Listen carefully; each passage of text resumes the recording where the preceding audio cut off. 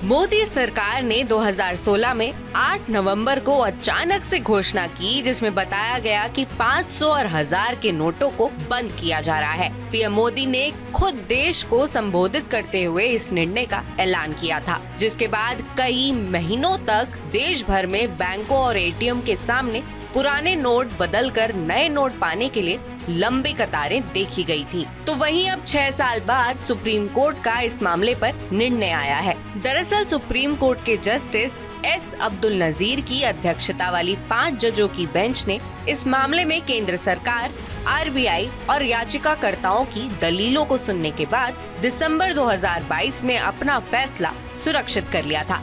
Supreme court की इस bench में जस्टिस एस बोपन्ना और वी सुब्रमण्यम भी शामिल थे।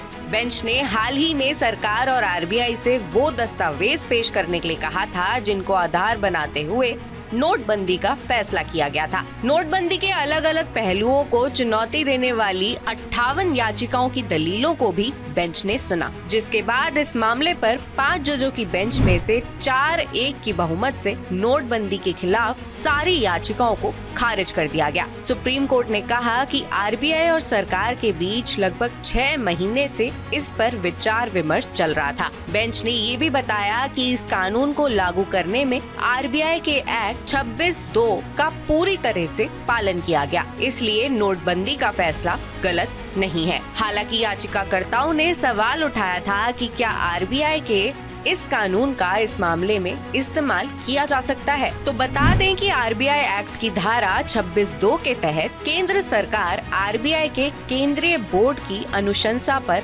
भारतीय राजपत्र में एक अधिसूचना जारी करके बैंक नोटों की किसी भी सीरीज को आम लेन देन के लिए अमान्य ठहरा सकती है। हालांकि अधिसूचना में बताई गई संस्था में ऐसे नोट अधिसूचित अवधि तक ही मान्य रहेंगे। याचिकाकर्ताओं की ओर से सुप्रीम कोर्ट में वरिष्ठ वकील पी चिदम्बरम पेश हुए थे। उनका कहना था कि 1946 और 1978 में नोटबंदी करने के लिए सरकारों को संसद में ये कानून पारित करना पड़ा था। तो वहीं सरकार की तरफ से ये भी दलील दी गई कि नोटबंदी जाली करेंसी, टेरर फंडिंग, काले धन जैसी समस्याओं से निपटने का एक असरदार तरीका था। अकेले अक्टूबर 2022 में ही 730 करोड़ डिजिटल ट्रांजैक्शन हुए, यानी 12 महीने में 12 लाख करोड़ रुपए का लेन देन हुआ, और जबकि ये राशि 2016 में 6,952 करोड़ रुपए थी।